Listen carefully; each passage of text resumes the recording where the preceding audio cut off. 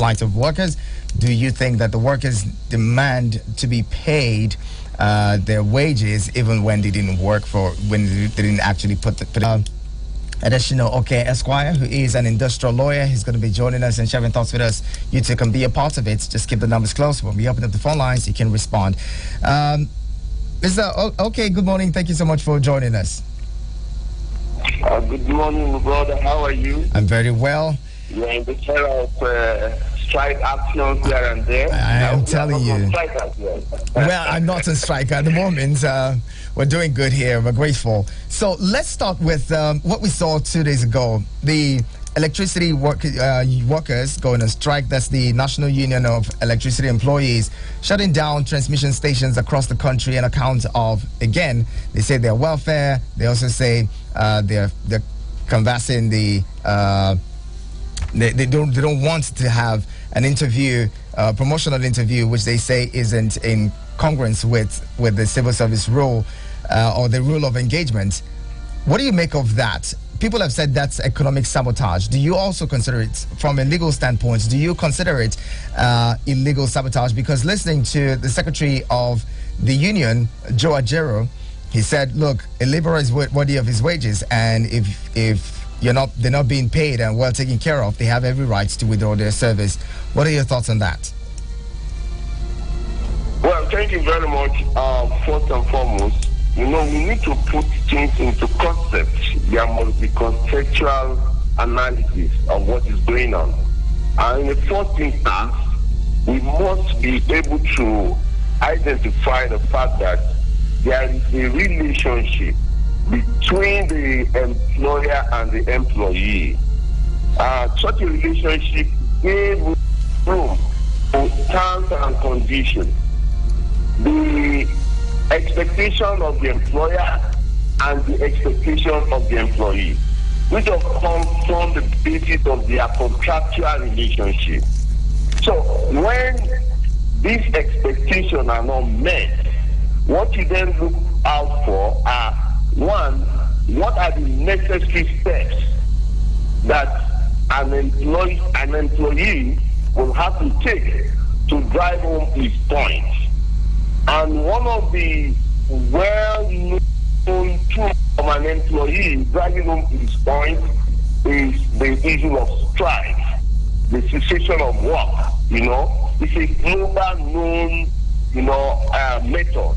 However, there are procedures that are laid down, which I believe some of these, unions must have taken in order to drive home their point. They have made their representation 1 time, 2 times, conciliation, things have broken down. It was becoming unbearable that they resort to strike action. And so when they resorted to strike action, don't let us forget, these are human beings who of course are entitled to certain dignity of work. And if such dignity is denied of them, they don't have any option than, of course, they cannot force themselves into the purse of their employer. They cannot, take arms to enforce whatever they have. The only instrument they have is to enforce that will make the employer to either sit with them, and discuss and see the seriousness in their demands and ensure that those demands are met. So it's a global thing that is known. Of course, the Trade Dispute Act by virtue of Section 43 seems to have talked about this no work, no pay. Are you getting what I'm saying? Mm-hmm. But you see, the issue of no work, no pay will only come when, of course, it is, frivolous. When the strike action is frivolous, but it's based on something that is essential to the workers, that makes them to work very well. You cannot start implementing such a thing because the request, the demand of the workers are not just genuine. They are things that will make their condition of service to be okay for the human dignity. So when you are looking at it, the fact is that we need to look at whether it is essential or it's not essential. It is only somebody who is in a good condition that can make an effective service, to his employer. If you are not in a good condition, you cannot. Your mind must not be divided. So there are so many things. So the insertion of that section for the three in the trade procedure, it makes a lot of mockery of the whole engagement, the arrangement between an employer and employee. And of course, you can see that the ineffectiveness of that law is to the fact that it has not deterred workers from embarking on strike action from time to time. What has that section, what has it done to ASUU? Times as ASUU they proceeded on strike. Look at the issue of the doctors. These are people that are providing even essential services. Look at the electric workers. Yeah. They are also providing, an essential service. It has not deterred them. It means that there is something fundamentally wrong, in respect of the terms and conditions of service, in respect of, respecting that terms and conditions of service by the employer, which of course you cannot now clog the will, of such is the neck of the employee that, they are sabotaging. I am sure when they give you the narration of the efforts they have made that will have prevented this from happening, you will appreciate that the employer has not done very well. When notices are served on governments for strike actions or industrial actions, as we've seen them, and the government doesn't do anything to avert the strike, what does that make of? What do you think? The perception of the general public and that of those who gave this notice would be of that government?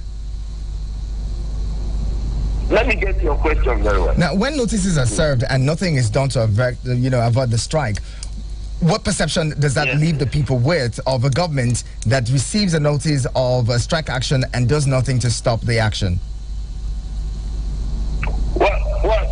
I think like I said, if they have given notice, it is expected that the government should have engaged the workers. They should have negotiated with them, need them to see what are the things and terms that they can be able to make. You see, in any negotiation, there is always room for understanding and compromise here and there, with genuine and sincere, motive. Of course, the truth is this: when you look at what goes on, especially with the workers in this country, you will appreciate the fact that the most of the things, the condition or whatever wages, whatever entitlements they're asking for, they are not so large that will not be met by government. It takes a lot. Of course, there is nobody within the country that will not have one or two persons who is working with government, and when you have such people, what you need to consider is that are they really well remunerated? Their remuneration, their entitlement, is it sufficient or enough even to meet their standard of living? The standard of living is very high. And when you even look at some of the things they are asking for, they are not things that are bogus. They are things that is expectedly something that government can. So I feel that the general populace, when you look at the general populace, they are not unaware that the fault basically is not from the workers, it's mainly from the government. And the government needs to, see how they can, alleviate the suffering of the masses by ensuring that they come to the table with the workers and discuss with them and find solutions to some of these problems that we are into. Of course, when you look at Nigerian workers today, we do not have education. We do not have free health services. We do not have any any good means of transportation. And all these things are embedded in what you are giving them as salary, which of course is totally insufficient for them to have a meaningful life. So when they ask for some of these things, the government is expected to sit down. This is a common knowledge to everybody. There is no worker in this country, by means of what they are taking home, that you think that they can be able to survive and it will be sufficient for them to have a good living. To take care of their family and to take care of themselves. Mr. Okay, why do you think that the unions in this country do not, seek legal redress or, seek legal means to address their issues? You are an industrial lawyer. Why do you think that people do not go to the industrial courts when they have issues with the federal government? Is it because they don't have confidence in the courts, or that they don't have the confidence that even when the courts make the judgments, that the federal government may not hit the judgment? What do you think is the reason for this? I think a lot of it all may likely come very soon. I'm sure you are quite aware of the recent decision of the National Industrial Court in respect of the salaries of the judges. And in that particular, as it be implemented, when, some group of lawyers went to court and they asked the court to make pronouncement that the salaries of judges should be increased to a certain level, and it was granted. Up till now, it has not been implemented. But of course, judges cannot embark on strike action. The judicial officer, the people who are working in the court, what even happened the other time? When that happened, it was only strike action. And that is what fought, when the judicial officers went on strike, that there should be autonomy for the judiciary, in which case whatever is the allocation, budgetary allocation for the judiciary should be given to them, And when it was only when they have gone on embark on strike action that the governors were even agreeing to that, not because they went to court. I get the point. But even the ones that they have gone to court and they have got this judgment now, nobody is implementing this. So apparently the government listens to strikes, or the only language that the government hears or listens to is strike actions. What we have noticed in this country is that we don't really, most of our government, administration, they don't have respect for the rule of law. So you may need to take political action. There is legal action, there is political action. These can even go smoothly. Are you getting the point, Amos? Of course, when it's in the court, you cannot embark on some political action because it may prejudice the court action. But the truth is that when you look at our own history, the history has clearly shown that most of our government, they don't respect the rule of law. They don't respect the judgment of the court. And the only thing they listen to is when people are embarking on strike action, which of course is political. It's really sad that we have this situation where Nigerian workers have to always embark on strike, and the Nigerians who require the services of these unions that go on strike are the ones who suffer. Unfortunately, that has been the proven instrument that the government has always been listening to. And at the end of the day, they will now, because they know they were wrong, at the end of the day, they will not even be able to implement the no work, no pay, because at the initial, they have breached some of the fundamental conditions that also have been made by them. And if they have breached those conditions, and you have a roundtable discussion, they will point out all those things that you have breached, and you don't have that the moral standing. Okay, I know I've breached it, but you didn't work. No. Because the condition for me to work, you did not put it there. So you cannot deny me. It's by virtue of your breach that I have not been able to work. And that is where the issue of no work, no pay will not be able to be sustained. Very well said. Well, the conversation continues. This is your radio experience you can count on. We hope to have join us in the conversation as well, the chairman of the Amalgamated Union of Public Corporation Civil Service, Technical and Recreational Services Employees of the AEPB, joined the conversation this morning. If we're able to get across to him, so keep it with us. We'll be talking more in a bit. One film don't reach action part. Now waiting you go there here be that. Then the boss go come down. Actor go begin to smile. Nigeria day action time now. Because the principal actors don't land. If they walk out for street one day, you hear the sound, make you know, say, they come again, they come again. They come again, they come again. They come again, they come again. But all of them are going to say, they come again, they come again. They come again, they come again. They come again, they come again. See them come. Kaki come out, Agbada begin. God come out, dictator regime. When they begin preaching sanity, God know what they put side the tea. We dey chop when shagari they rain, but now I no fish shagari again. I dey work my salary in a pain. This kind of things they jab around my brain. People tell me make I no complain. People say make I maintain. Election time I go campaign. Then I go dey stay for mountain. Cause when I be the president, Aso Rock will be my residence. When then they chop national cake, I say not the one with their mama pick. If anybody else want take, they go vex, they go fuck, they go rig. You can only lick the icing, or do you want inflation rising? If we chop the cake, not treason, they go say, oh yeah, carry on, go prison. They come again, they come again. They come again, they come again. They come again, they come again. But all of them are good to set them.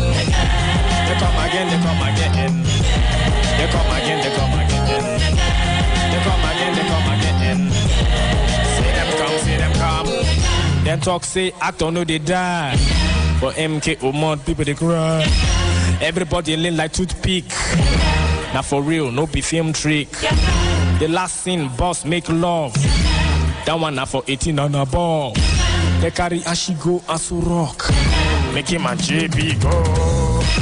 Sonny gun they do overskill. No say not himself he go kill. They carry overdose and answer. Death of the tyrants. Oh, what a national disgrace. I'll go tell CNN this case. We can't keep this mess to the press. If we talk say the cardiac arrest, we just they fool ourselves. Cause that one put food for my shelf. Salami at him part, ego. Now him be past hero. All hail Uncle Shegesh. You say better go shelle. They come again, they come again. They come again, they come again.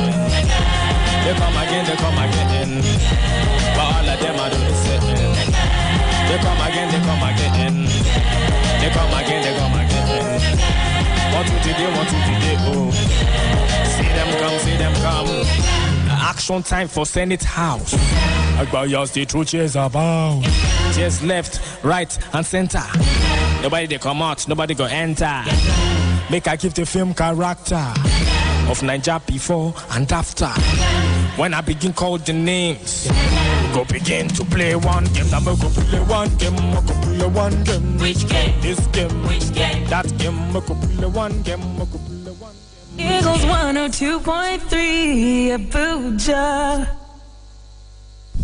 Have you heard an amazing rice moment and wondered where you can get such? Have you had the sandy and half-processed Gary? Joche Foods got you. Joche Foods, dealers and distributors of high-quality Nigerian rice, is your go-to store. Joche rice is fluffy in texture when cooked, remains unbroken with a nice aroma when served, and free from stones and particles. For inquiries, visit our warehouse at Plot 627 Apo Mechanic Village by Con Oil First Gate or Shop 98 Fish Market Apo Resettlement. For home deliveries, you can call 090-360-42958 or 080-663-19925. Joche Foods, your satisfaction is our business. Ladies and gentlemen, can I please have your attention? Download the Eagles FM app from Android Store or Apple Store. And get the greatest music ever made. The music of my generation. You can watch us live or stream live on YouTube, Facebook, and the official website www.eaglesfm.com. Eagles 102.3 FM Abuja, your radio experience you can count on. Let's start Spice up your day. Tune into a breath of fresh air. It's all fun and games until it gets extra and better. 102.3 Extra, weekdays 10 a.m. to 2 p.m. with OVJ. Cheers to something new. Eagles Morning Rise. Eagles Morning Rise with Natural Prince.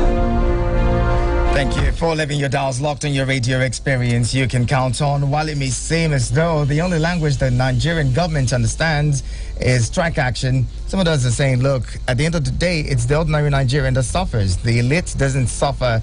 They have everything sorted out. They go to send their children to school abroad.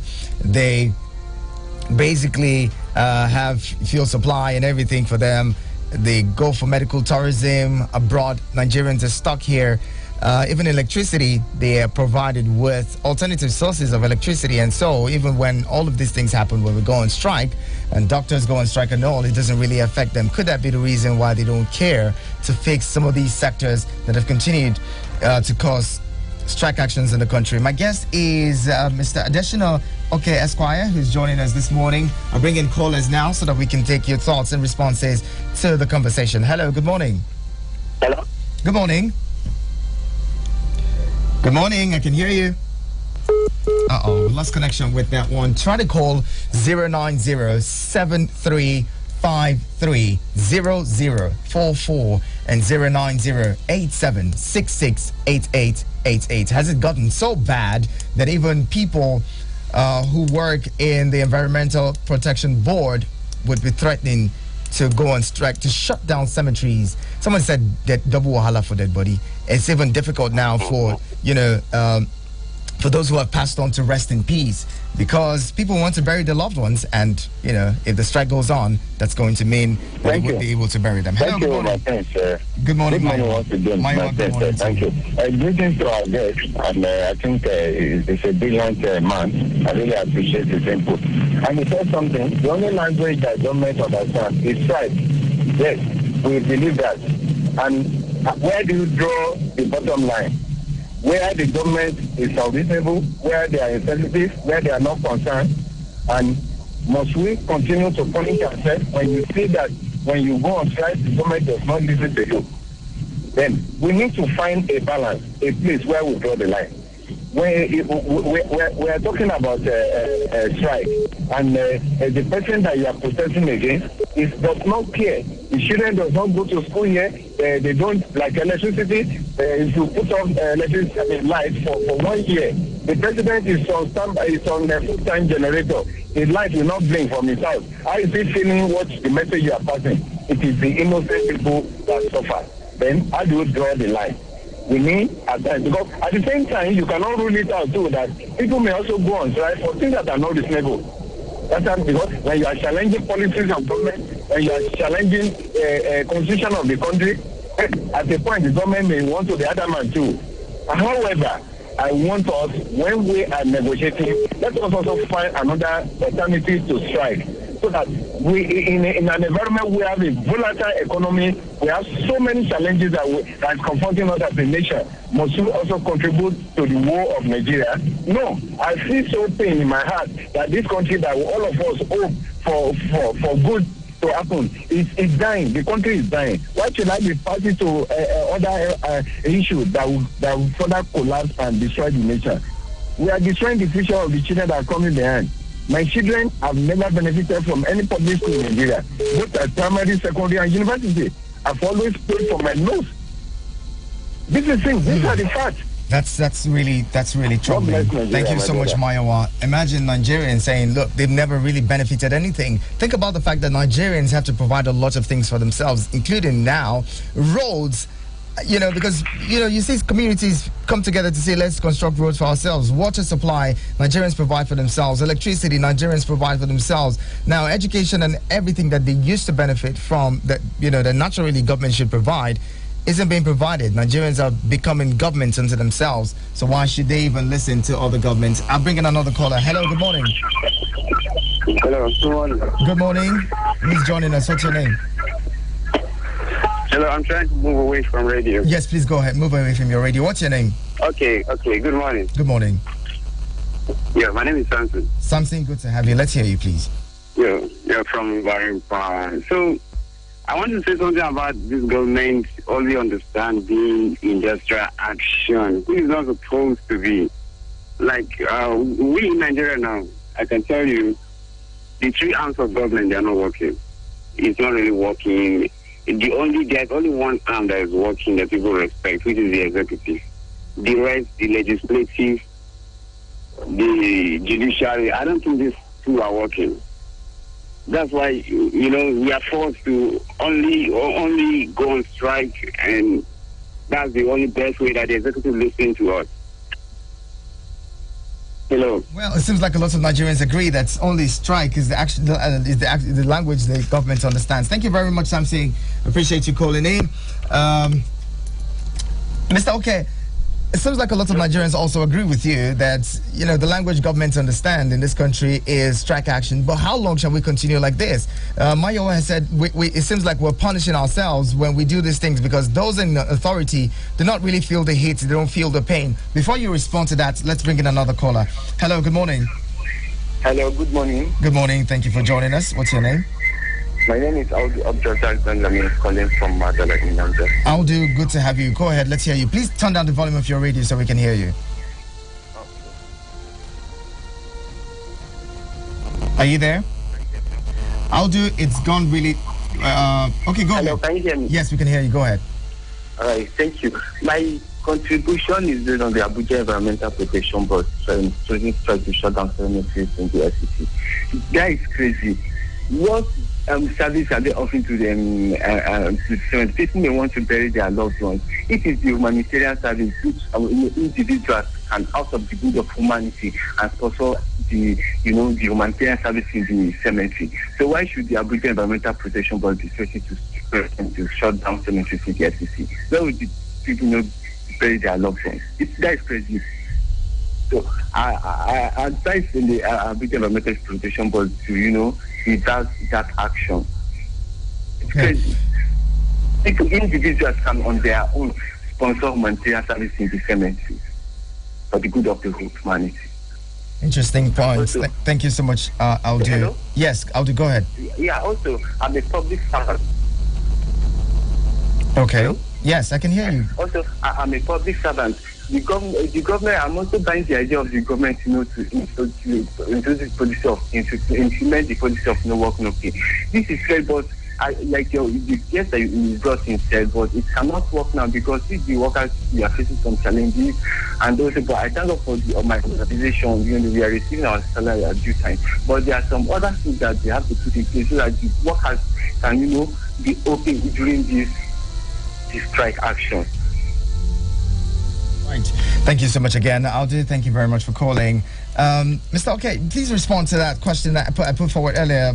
Mayo was saying, at the end of the day, it seems like we're just shooting ourselves in the foot when we go on strike, because those in authority, the people who should implement the, whatever it is that the workers are striking for, do not feel the hit when these actions are taken. It's only Nigerians who feel the hit. Imagine a situation where the Minister of Education says we're not going to pay because we don't want to encourage further strike actions. And people are saying he can only say that because his kids do not school within the country. How do you respond to that? Well, honestly, I totally sympathize with our people, and I feel strongly that when any person in governance talk in that manner, it shows the level of lackadaisical attitude they have put into governance.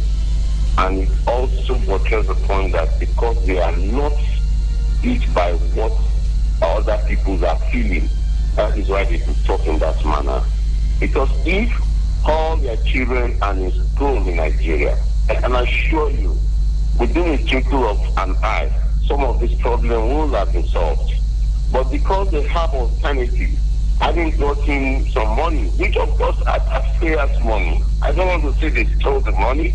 Are you getting what I'm saying? But the truth is that because they don't feel the pain of parents, that is why they could make such very spurious, you know, and on informed, you know, statements. The truth is that we will continue to have this kind of crisis, because part of your question is that for how long can we continue to have this? We will continue to have it year in, year out, until we have that government that is so responsible as to know that, look, there are some basic things that you can take off. You can take off the workers, you know, which of course, if he's taking off them, this is like, for instance, every other person pays for his children's school fees. Look, we are only talking about the university. Yes, some of our primary school and secondary school, they are still working, even though they are moribund. You need to go and check some of these schools, you know. The issue of the university is because, you know, that is at the highest level in terms of our educational system. And, you know, every other parent struggle to make sure that his children, his or our children go to such a school, to the university. And with the essential crisis, because that is here at least, averagely, you can be able to afford. Not where you say you want to send your children abroad. But when you look at it today, primary schools, a lot of people are saying, even if it's a mushroom nursery primary school, private, they will send their horse to it. Nobody is having, you know, deep interest in sending their children to the public schools again, and what have you. These are serious crises. And also, let me respond to the president that was talking that those who are working in Sigmentary are doing humanitarian service. It's not about humanitarian. They must have had contracts, you know, with those who engage them.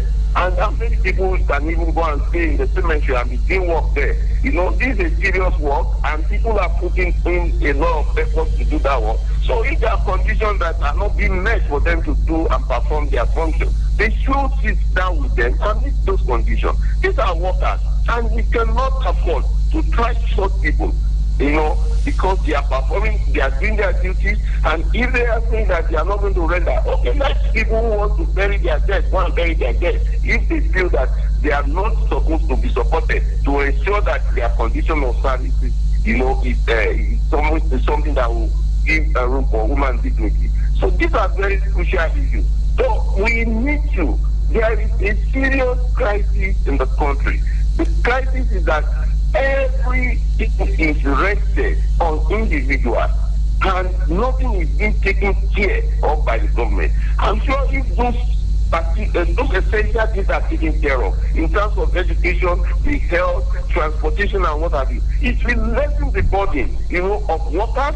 You know, it will lessen the burdens of citizens. But everybody, you have to take care of yourself in all these aspects. And when you are doing that, how much are you receiving?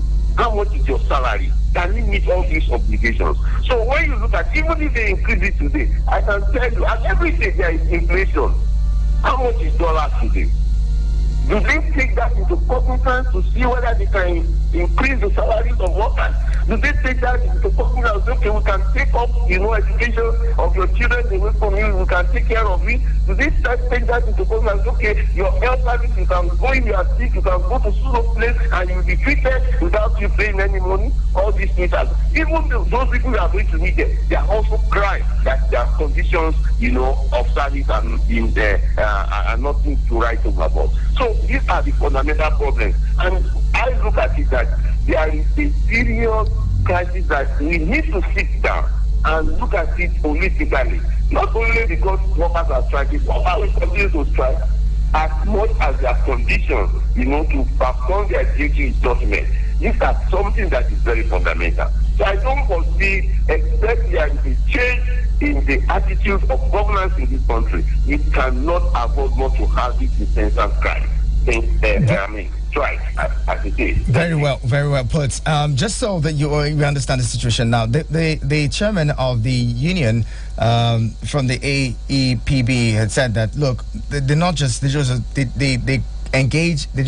engage in, you know, taking trash. That hospitals with morgues full of unclaimed, you know, corpses, call on them to take care of these bodies. They go ahead to do mass burials for government and the police when people have accidents and emergencies and all that stuff, and they pass on. The police calls on them to take care of the corpses, and they don't even know how some of these people died or what led to their death. They expose themselves to these hazards, and nothing is done to take care of them or cater for them. I'll read Ogenemanu's message here. Ogenemanu Austin, you say, ASUU is not only fighting for its welfare, but the general well-being of the university education in Nigeria. To ASUU, university education is not well-funded. Funds are needed for research, purchase of laboratory equipment, building of hospitals, and other things needed by the universities. Ogenemanu Austin, thank you very much for that message. I'm going to look through to see if we have any other one. In the absence of that, we're going to see if we can still have the chairman of the Amalgamated Union and the AEPB speak to us. Mr. Okay, in one final sentence, what would you say, what area or what sector of the economy would you want the next president to take care of or to prioritize in the administration? Well, because of the barrage of crisis we have, the government that is coming in must come out with a policy, a blueprint that will be friendly, that will bring out the Nigerian people from the abject poverty. It's not just, you can't just point to only, there's no sector that is working. So you need to sit down and come up with a policy that will alleviate the suffering of the masses. It is only that can make the whole thing to work. Everything. There's no aspect of our economy, no aspect of our governance that is working today. So there is need for a government that is coming to come up with a blueprint that will show us that there will be a departure from what we have been witnessing, especially in recent times. It is very, very, very clear. So this is it. You can't just point out to only one aspect. No. All aspects of our life in this country has been battered. So there is need for the government to come, the next administration to come out with people's friendly policy that, of course, will give them confidence that, okay, there is hope and we can have a better life under their administration. All right. Let's bring in a caller. Hello, good morning. Hello, my prince. Good morning. Good morning, Paul. Good to have you join us. Thank you very much. Morning to your guests. You have spoken so well this morning. I'm enjoying the conversation from the studio here. My friend, you see, in this part of the world, the people who are appointed into position as chief executives or as leaders, they don't see it as opportunity to provide service. They see it as opportunity to rule. They see it as an opportunity to make money. They see it as an opportunity to trade well for themselves and their families yet unborn. Now, when you see this opportunity as opportunity offered to you to provide service, you will see workers as partners in progress. Whatsoever agitation a worker brings to you, those are the services, those are conditions that are embedded in the working environment. Those things that the workers bring at the table and say, okay, we need housing, we need medication, we need training, and so on and so forth. They are within the working environment of those workers. So if a worker is happy, you can be resolute both the interest of that organization. That's what you see. Like the question you asked earlier about workers going to industrial or maybe to seek for redress. It's because the workers don't even have confidence in the industrial code. Some of these are politicized that even the industrial code, if they pass judgment, the government does not respect it. It's not implemented. So there's a serious disconnect. There's a disconnect between the employer and the employee. Workers in this country will bring these issues with the table as their own managing directors or chief executives, and those chief executives or the leaders, they will not even look at them until they get to the level of giving a momentum 1 week, 2 weeks, and then so on. They will sit down without even calling these workers to dialogue. They don't see the workers as partners in progress. All the time you hear industrial action, you can imagine that they are going to, in fact, those that are dead, they will not die in peace. It's so pathetic in this country. Well, Paul, it's really pathetic, like you painted, like you mentioned, really pathetic situation. Thank you so much, Paul, for your thoughts. Well, we're trying to connect with the chairman of the Amalgamated Union of Public Corporation, Civil Service, Technical and Recreational Services employees. To hear the side of the story, then, well, it seems like we'll just call it a wrap on the program. Apparently, he's not picking up at the moment. Maybe he's got into a meeting, or is his microphone shy. Anyway, I'd love to say thank you to additional in messages. Thank you very much for being there. To those of you who just sat back to listen, thank God it's Friday. I hope that you enjoy your weekend and have an amazing one. Olije, today is Friday. And did you make a new hair? Oh, you telling me you just observed that yeah, maybe I haven't been very observant. How are you, Olije? Very well, thank you. It's a weekend. Any plans for the weekend? Oh, sleep. You will not take us out. What kind of thing is this now? I thought I relieved. Anyway, let's I thought you were going to okay, take us out. You take us out. Hello, look at who's talking. See, that day I was stressed out now. Is it my fault? Oh, why are you doing like this? I was stressed out. Okay. Anyway, what's happening on the show today? I will invite you for an African fashion show. I hope African fashion show. No, I'm not. Go for sure. I told her. He told her to model for me. Model. You will go and do it. Nah, I have a bald head. I have a bald head. You will not be. We like bald head people. We are doing inclusivity. Okay. Inclusivity. Wow. I didn't know we were marginalized. Anyway, what's happening on the Girlfriend Show? I mean, we're talking about a lot today. We just have fun. I mean, Fridays are usually laid back, so we're not taking anything too seriously today. Okay. But if you got married to someone who lied about their profession after marriage, would you? About their profession? Anything lies, I won't take it. I hate lies. So after, because of that, you just divorce or you I don't want to be married twice. I don't want to divorce anybody. But I can't trust you. That's the problem. For me, trust is bigger than every other thing. So if I can't trust you, there's a problem. This one, I don't want to say it on radio. Anyway, ladies and gentlemen, keep it locked here on your radio experience. You can count on. It's a weekend. Enjoy your day. Enjoy your weekend. Happy Friday. Enjoy every bit of it. My name is Ihan.